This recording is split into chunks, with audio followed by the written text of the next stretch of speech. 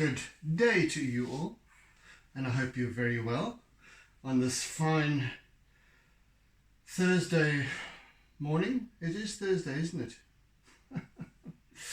Keep losing track of time.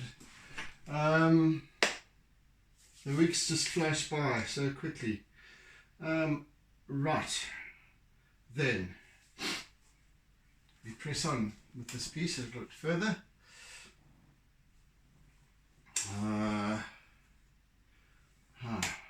Let's take stock. Let us take stock.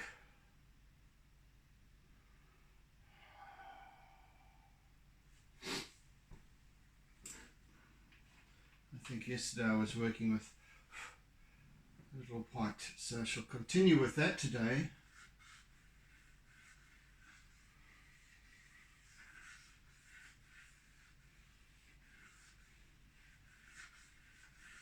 And going to be working into our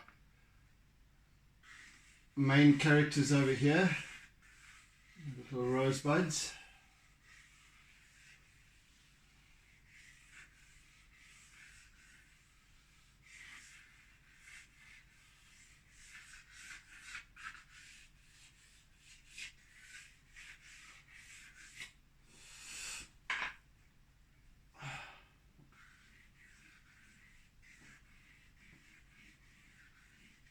Right, so I'm going to use my eraser here a little bit.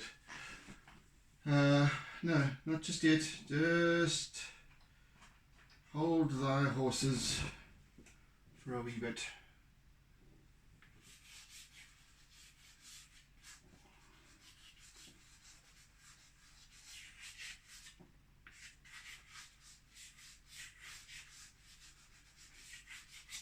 As some of you who are following my channel on a regular basis, you will know that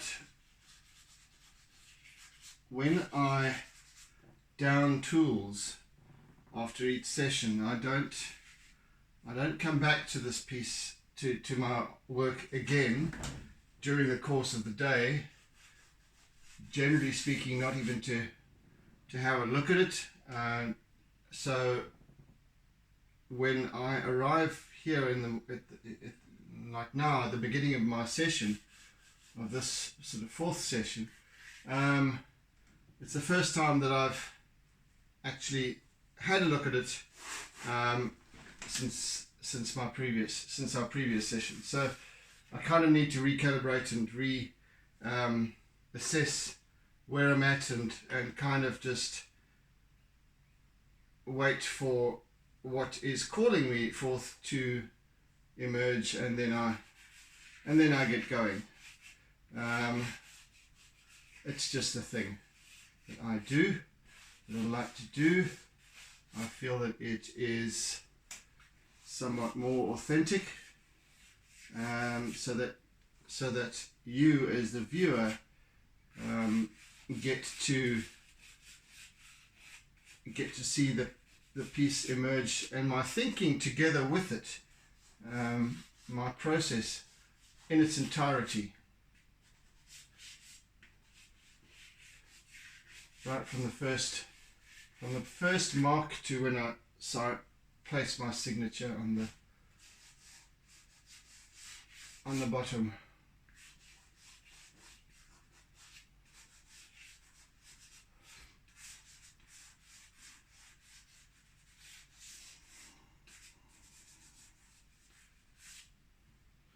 Let's do a little bit more of this green as well.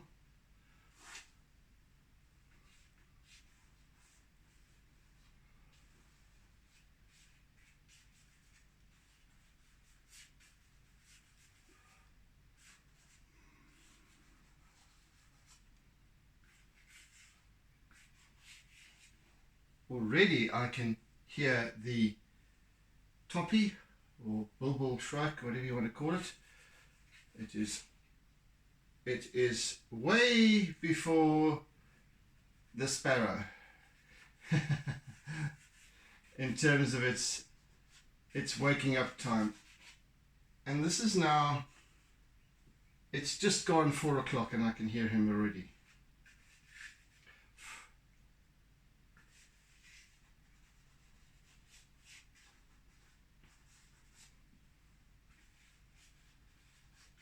Right.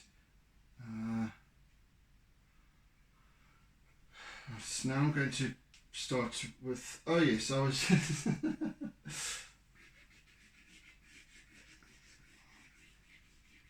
so I'm just going around this piece now for the second time in our series with my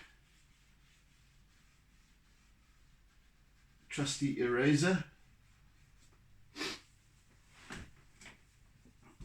and it's, as I have explained before, it is a wonderful tool for creating subtle blending as well as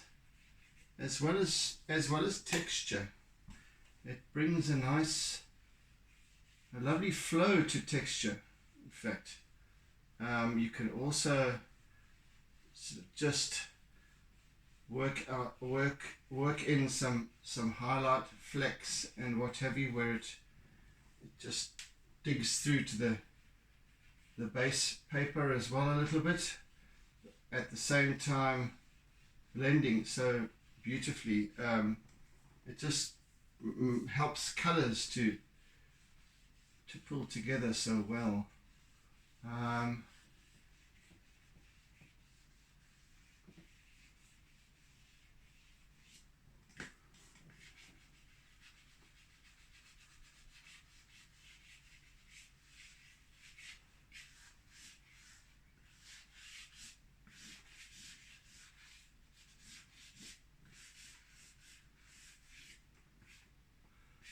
And then, of course, now you've got this smoothness to work over. Start working over these areas, right, and which I'm going to do right now.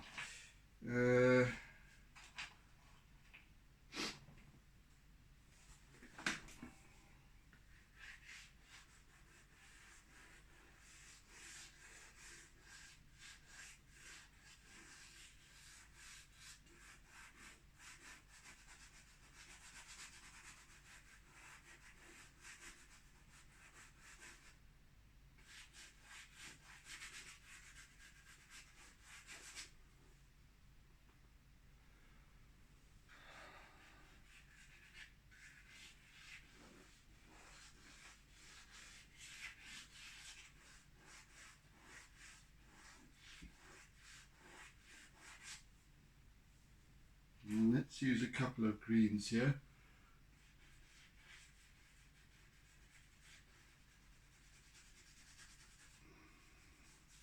So this will be my, I think, either my 8th or 9th green. I'm not talking about golf.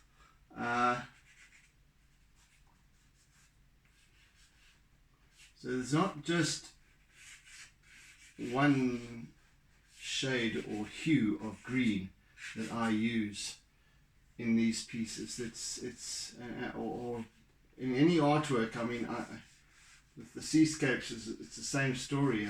I use numerous colors to get the result that I'm looking for, or that are called forth. I mean, I have them all here, so it just helps to add a great deal of depth of field, dimension and form, to have an array of colors. Excuse my eraser for this. Where are you?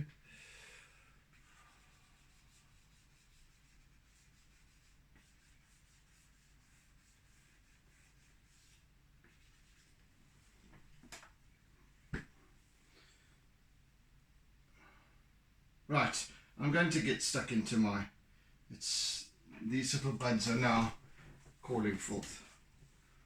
Which is the pink that I want? That one or that one? That's the one for now. Let's have a kind of pull these other colours out as well that I want. Right.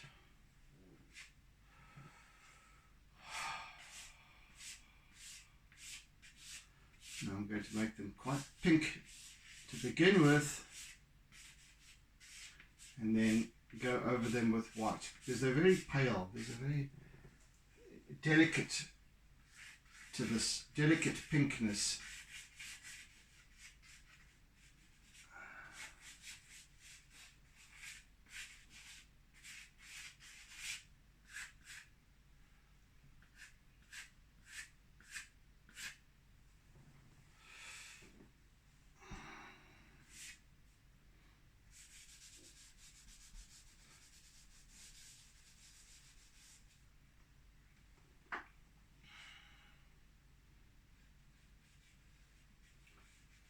Another pink. So this is my second color that I'm using here. Just a slightly different hue. Huey Lewis in the News.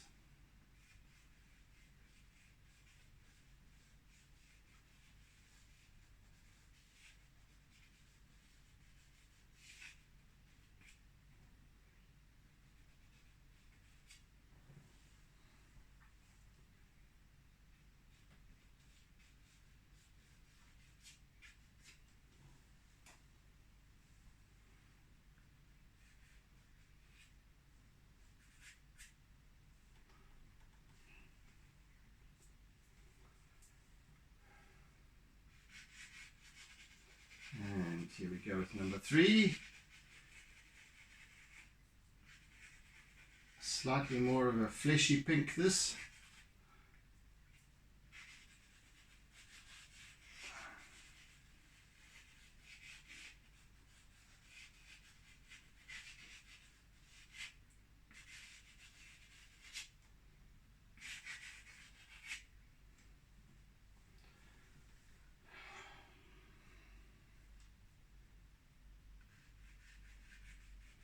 Touch of marigold.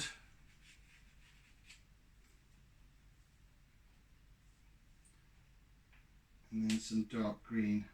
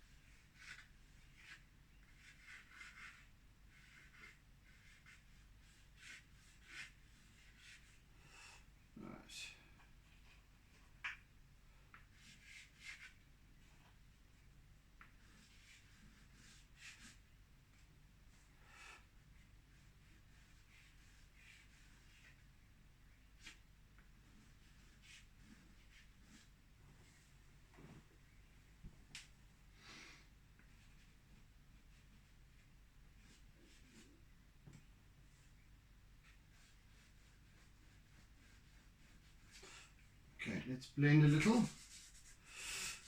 Where's my...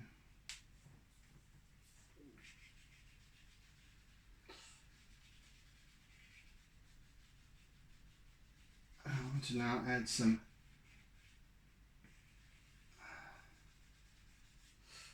white to this. Let me first of all, let's sort of try some of this. I am using creative license here in adding this pale blue. I think it will help, and yes, it is.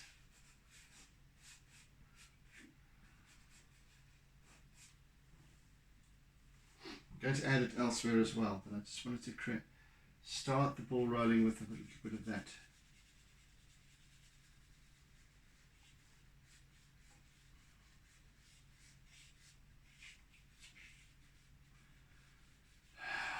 Again, I stress the importance of feeling into this place, feeling into the location, feeling into this little scene that's playing out here in terms of the colours, the smells, perhaps. It's so important to feel the texture of the petals, for example, the leaves, that are slightly different, slightly more waxy, perhaps, than the petals, which are soft.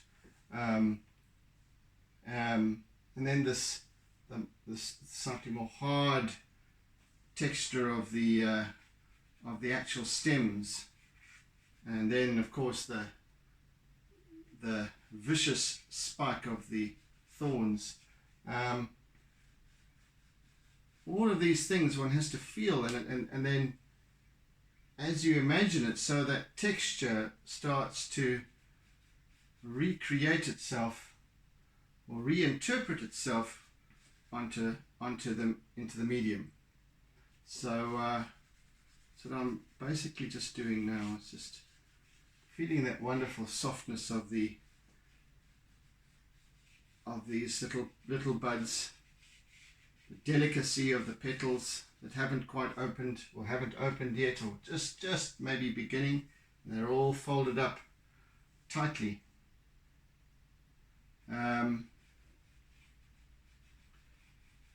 Instead of trying to copy exactly as I see my reference image or images.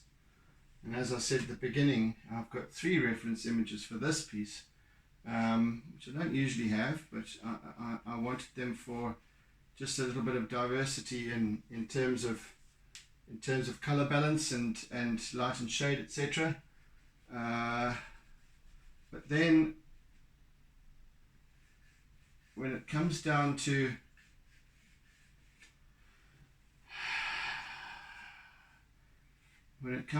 actually allowing this piece to come together, then in the letting go, you start to feel into it. You start to feel all these, and then the reference image becomes secondary. It really just is there. I mean, that's as the term says, it's a reference image. It's something to just refer to. One should never have to copy a reference image. It's like you can do that when you're I don't know, following a pattern in terms of for example, making like a seamstress putting together a garment.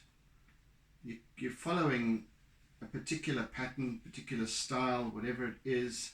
You're still creating, mind you, but at the same time, when you're creating an artwork from scratch with different materials, now you're looking at a photographic item, be it printed onto a page that you have next to you, or if it's on your laptop or wherever, like I've got right now. It's not the same. One is digital. The other, this is a physical thing. So you really can't recreate it in the same sense. Anyway, that said,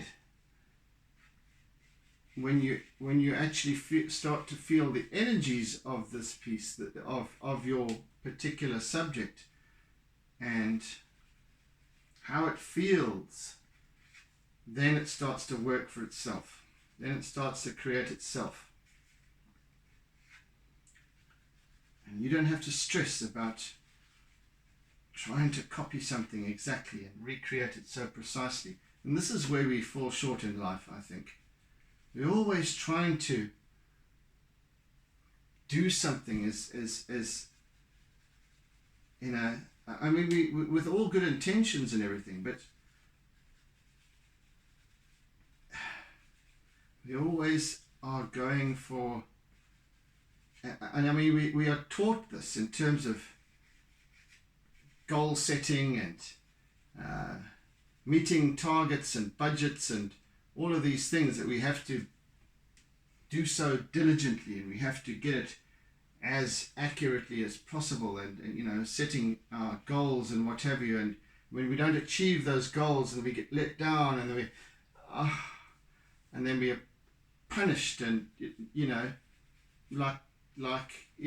it's ridiculous. And this is how society functions or dysfunctions, and has done for so very, very long. And I think in particular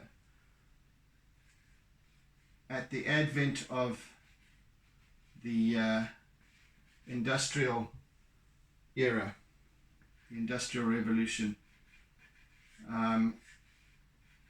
where many workers were needed. They needed to clock in, they needed to wear specific uniforms, etc. They needed to be on time, they needed to perform their tasks during the day. Everyone arrived and left more or less at the same time. You have these little cards that you sign in with, that you click in with, so that you can prove that you're there, because and then if you're not, then you're punished, and then you're fired, and then all of these things. It's so restrictive to growth, to development of the individual.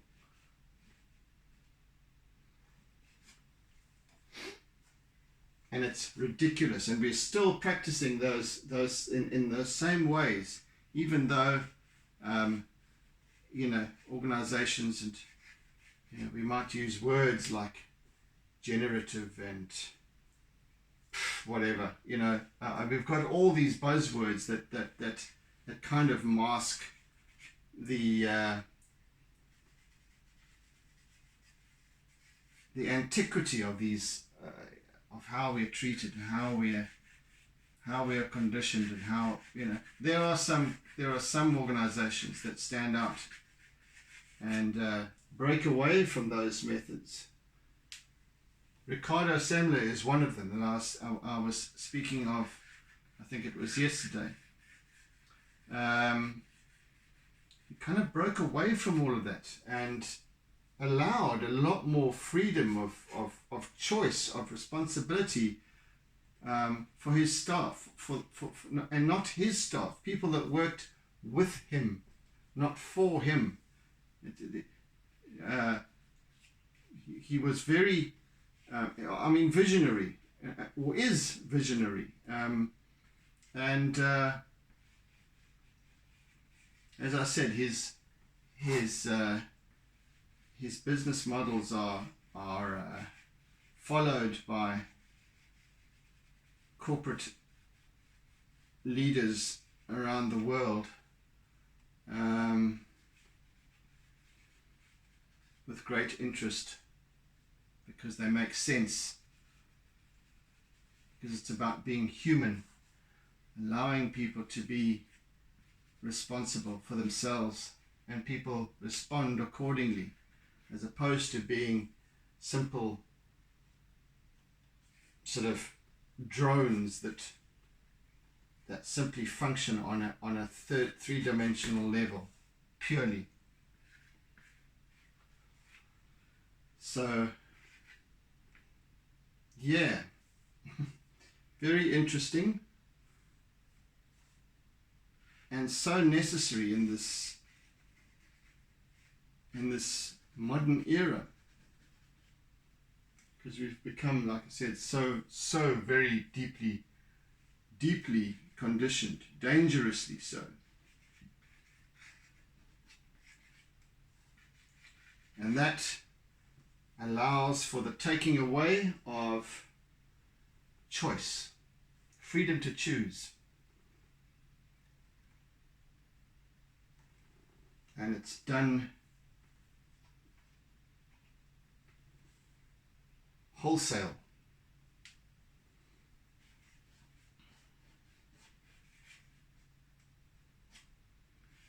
mean, even without any laws being passed to the effect, and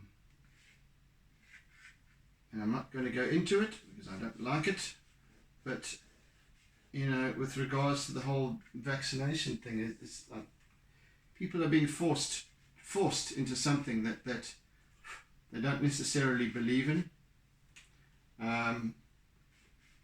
I don't care what it is. Nobody should be forced. It's like, are we going back to slavery eventually? Is that where we're heading? Come on, nobody should be forced. Everybody should be allowed to choose responsibly for themselves. Nobody else needs to dictate to others how to choose, what to choose, when to choose, why to choose. Mind your own business. Anyway, that's enough of that.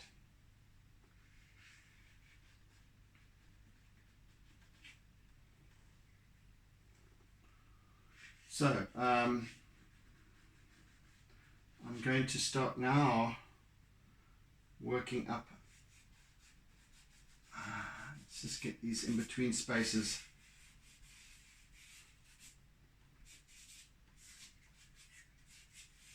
So I've got the basis for these little buds now. Now they've taken on their colours roughly, and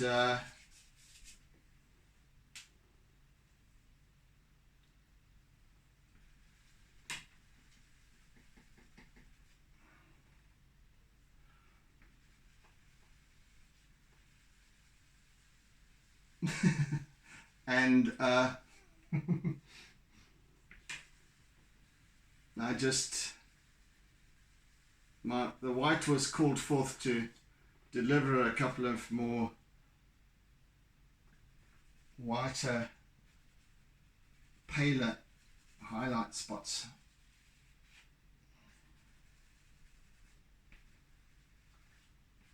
This is getting very pretty pink now.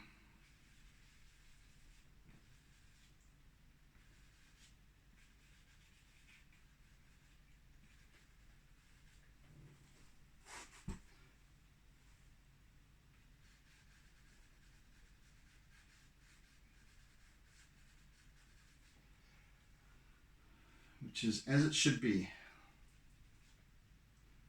because these buds are very pink and very pretty.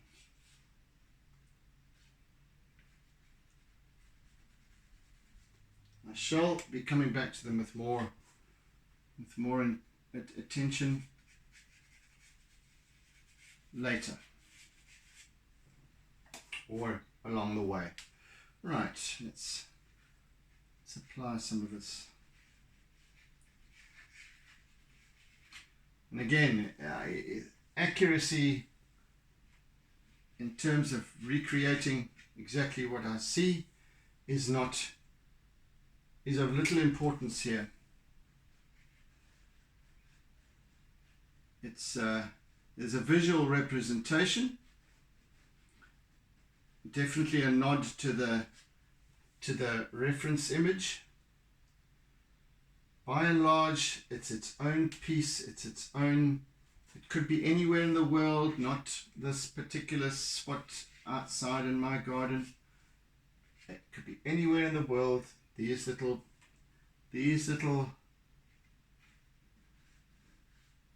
roses, this rambling rose bush could be existing anywhere in the world. And it could be interpreted in any way as well. As I said, there is this kind of a flow going on here that could be construed as water running by beneath the roses. Heck, I don't know. It doesn't have to be so rigidly structured in terms of me interpreting it in its exact setting as it, as it appears to me. I When I'm complete with this piece, it's as it appears to the observer, to the beholder. That's all. That's all that's important. I will then move on to the next artwork and reinterpreting something else. My responsibility with this piece has now passed on. I let go.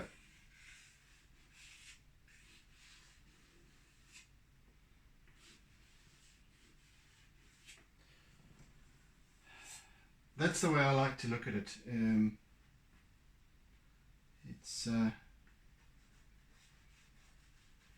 already this piece is fundamentally different from the reference image, which I never share, by the way. I never share my reference image. It's not important because I'm not copying it, so it's irrelevant.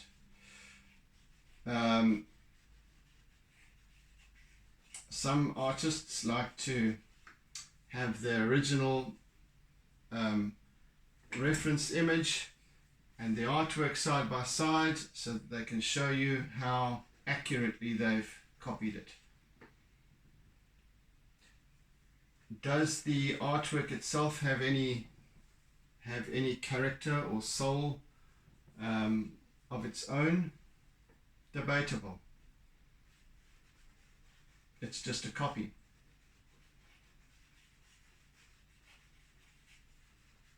It's just like having a clone of yourself. No, I don't want to see a clone of me, please, ever.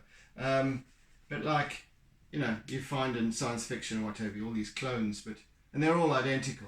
They're all identical and equally boring. And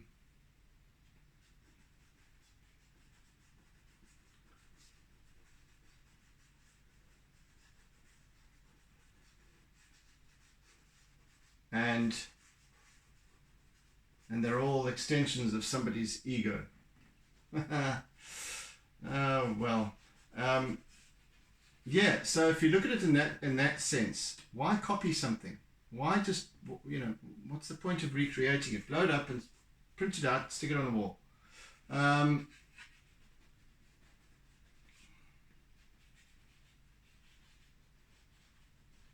think we have, as artists, I think we have more of a responsibility to art than that. It's nice and all, I as I said before, I don't wish to diminish the talent or the skill that is required for hyperrealism, to copy something exactly, and even many hyperreal artists who practice hyperrealism, and also that they're still perhaps depicting something that they're not copying something else. They're creating something for themselves, but they just have that level of wishing to make it look as realistic as possible, and that's fine, all well and good. But when you get that side-by-side scenario where, I don't know, I just don't get it. So, but that's just me. Each to their own tastes and choices, as it should be. But I think that if we're going to start going that route, then we need to first discover the fundamentals of what art really is about. Its essence, its energy, its appeal. Because I think that's,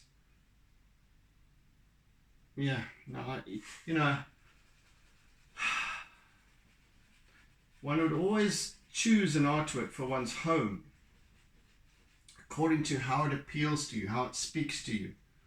What is it that draws you in? And I always stress that we should do this. We should stop and think, why does this appeal to me? Why does it not appeal to me, for example? Why does it repulse me? What is it that draws me to it? You don't have to. You don't necessarily have to purchase an artwork in order for it to appeal to you.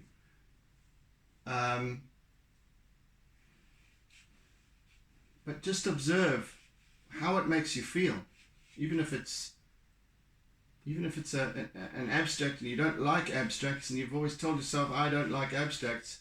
Well, then why? Ask yourself, what is this piece that I'm looking at? Why did I turn around and look at it again? What made me do that? What drew me in? It's those kind of things that we need to pay more attention to in life. Not just about artwork, of course. I'm speaking in riddles here almost. I speak in analogies. I share perspectives. That's what I do.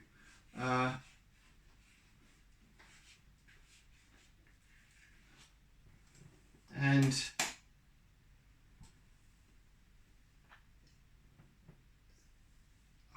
I so firmly maintain that we need to just take the time out to discover ourselves, to realize the why factor.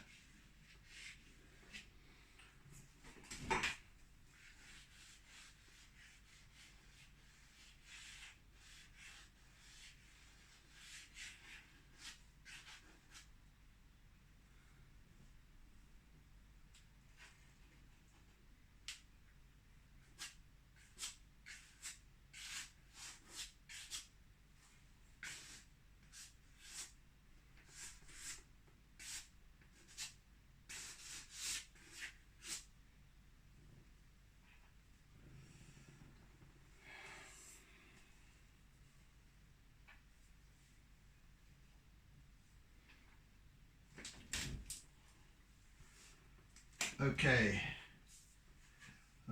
let's I now want to start introducing a wee bit of pale blue.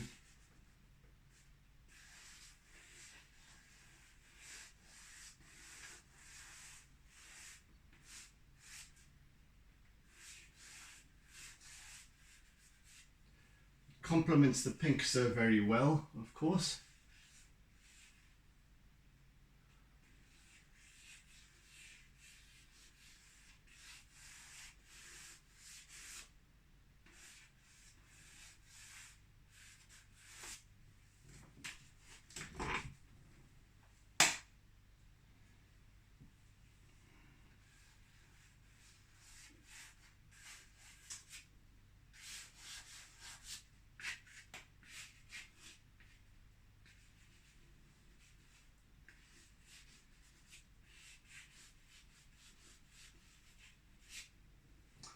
And as I said, the background here behind these buds and what have you, that which is in focus is all out of focus. It's just but I can hint at shapes. So there's all leaves behind here. So what I want to do is just hint at a shape.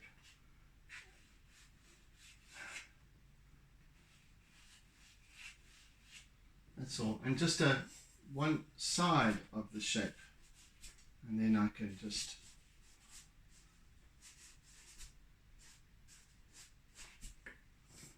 so let's continue in that vein for now.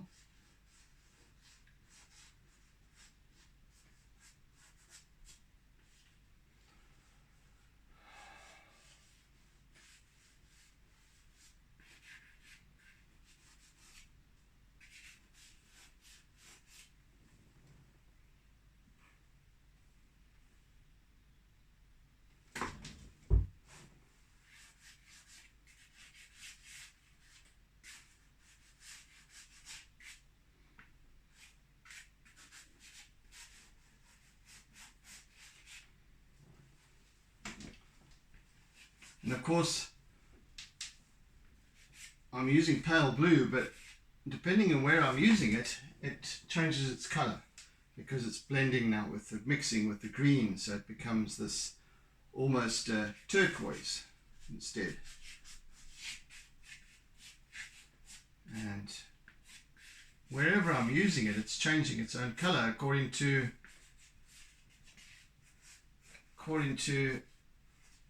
the other colors that I'm using with it or using beneath it.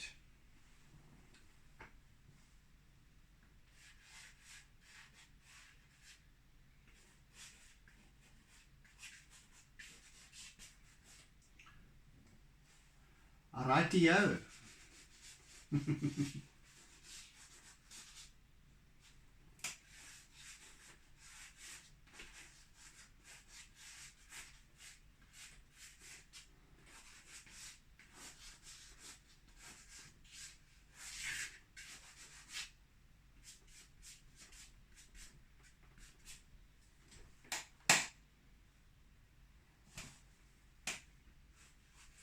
Definitely taking on some subtle impressionistic qualities, unexpectedly, but quite delightfully, I think, to me anyway.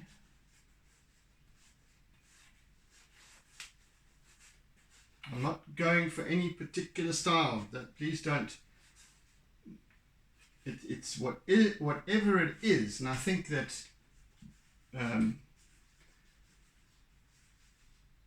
the great masters also discovered, perhaps, they each have their own style and techniques, and they've built a technique, and then the technique becomes a thing, and then it gets given a name, and then and so we continue, and then we have all sorts of genres of art and styles and whatever. I think at the end of the day, and as I have come to realize perhaps over the years, if we can just be ourselves, do our own thing in our own way, whatever comes forth, whatever we're called forth to accomplish or give attention to, that's what's real. That's what's meaningful. And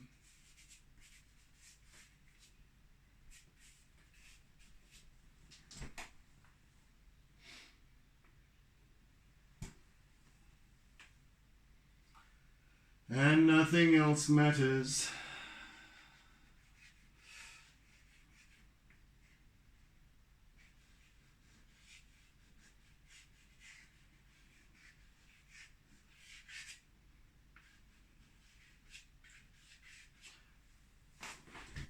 You know, I'll say that even though my artworks have tended to take on a recognizable style, quality, whatever it is, I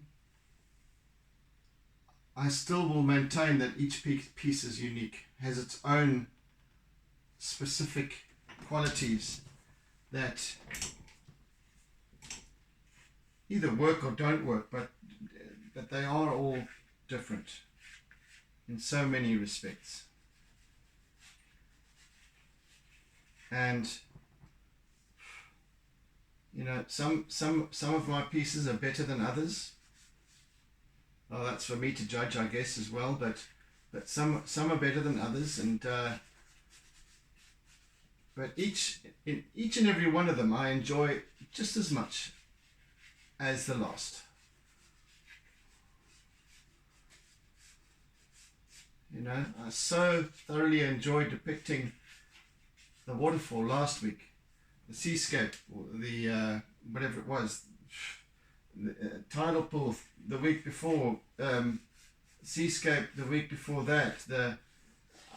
And each piece I thoroughly enjoy for what it is, and whilst I'm working with it. that's, I think, what is fundamentally important.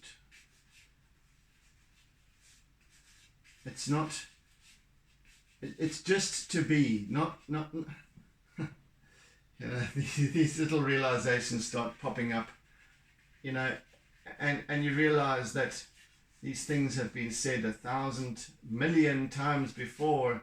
1,000 million is a billion, yes. So many times before, just in different ways, you know, and you start this thought and then you realize, but that's been said before as well, which is great because it's just it's a confirmation.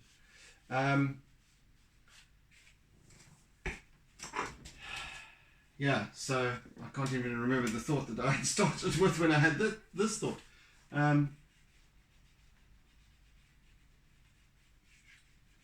I think that it is important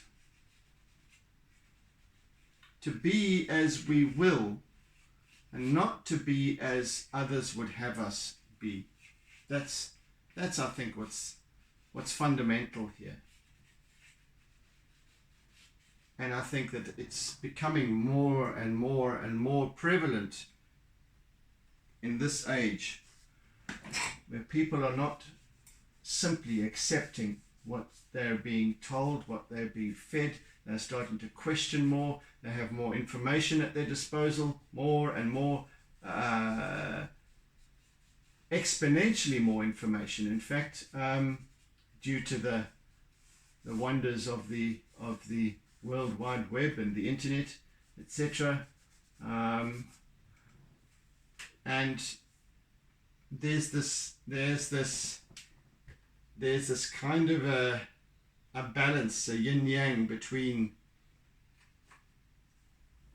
the kind of the Facebooks and the, well, you know, the Zuckerbergs and the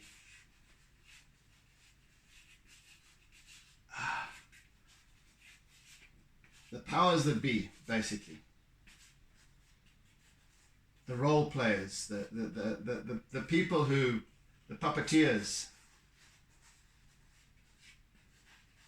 the Gateses, the Rothschilds, the whoever's of this world that hold the strings. But do they have to? They're only holding the strings because we allow them to, collectively speaking. We allow them to. We've actually created them. Humanity has created these kinds of people who exist in ego and what have you, and who play on our ego. And it's all a vicious game. Vicious games.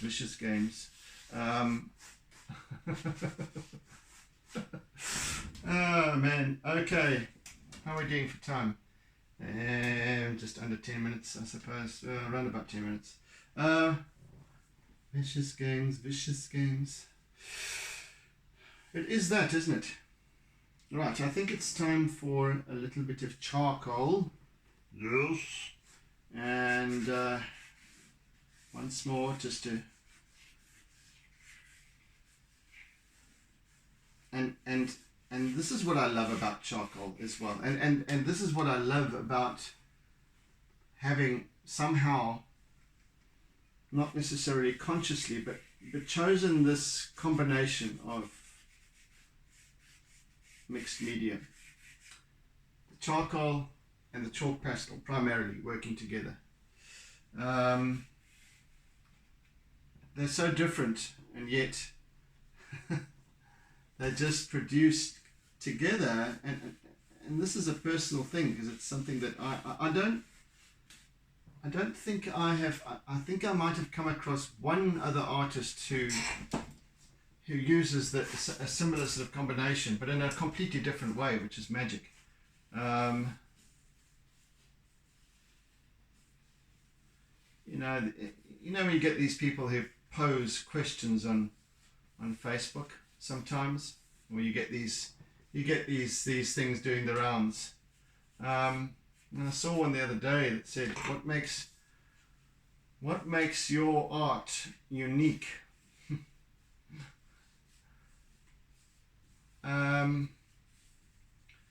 Well, it's exactly what I've just been talking about. Because to me,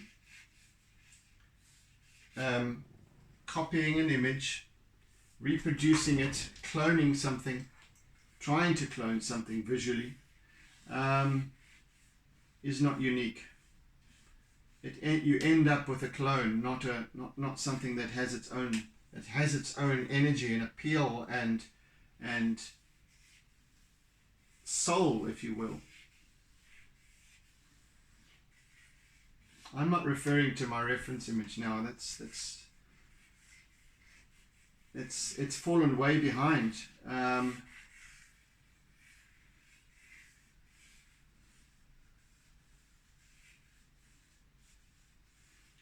Because now I start to apply imagination,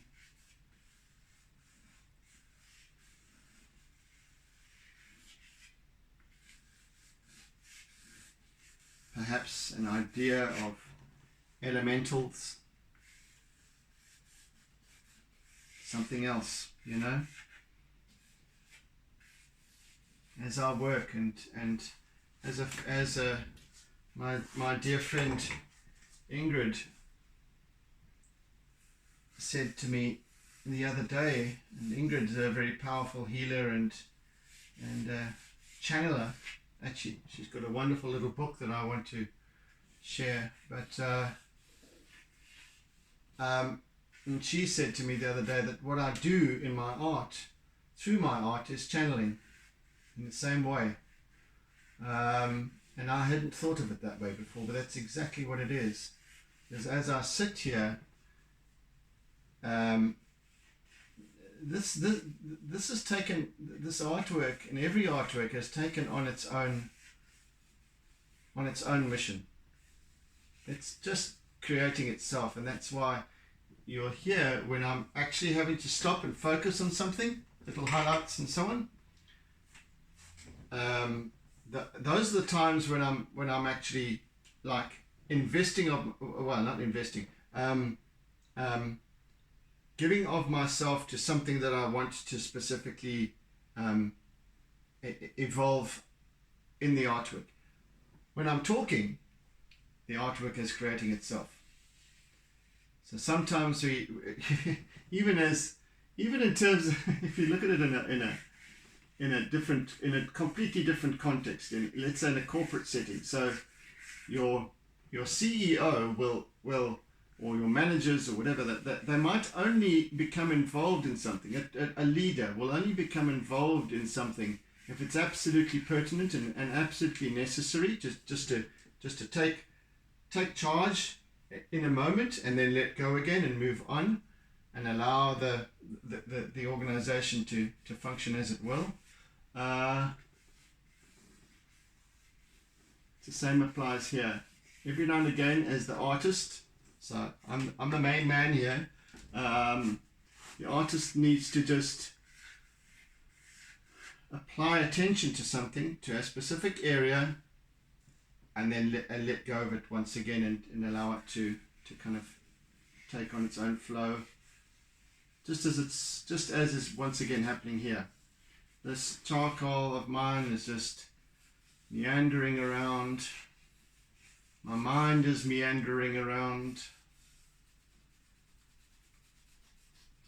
And that is as it should be. And I'm just becoming more and more amazed as to how these colors are all working together and the contrast.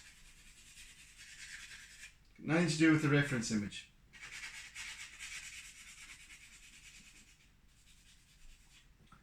I have a little glance at it now and again, but now it's of little importance. So during our next session, and in fact, we might even be able to complete this piece tomorrow or during our next session. Maybe not. But during our next session, I'm going to focus a lot more on line work, quite fine line work actually, because you'll notice now I've built up all these areas of color and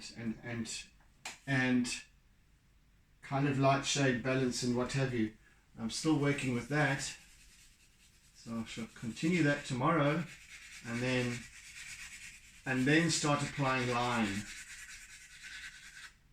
Line also brings form.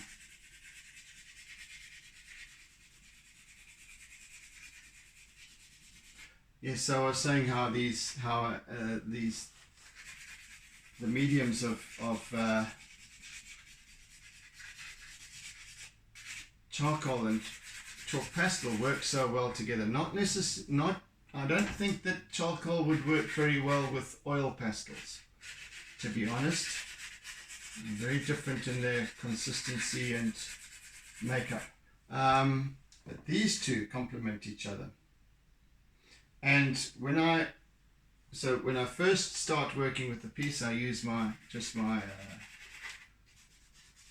charcoal and a little bit of white chalk pastel for contrast.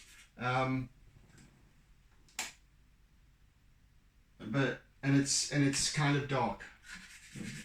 Right now I'm using my charcoal over the colored areas, and it is far gentler, but yet I can build that consistency of darkness a little bit, but it still blends with the colors. So it's not black. It's not even charcoal. It just adds tint.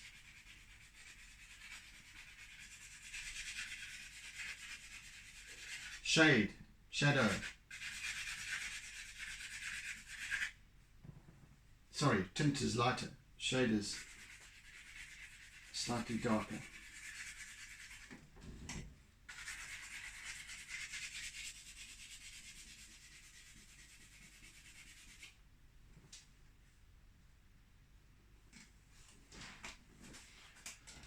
Interesting, isn't it? How these things just evolve. How are we doing? Ooh, time-wise, I think we're out. Right, so tomorrow is about enhancing our contrast.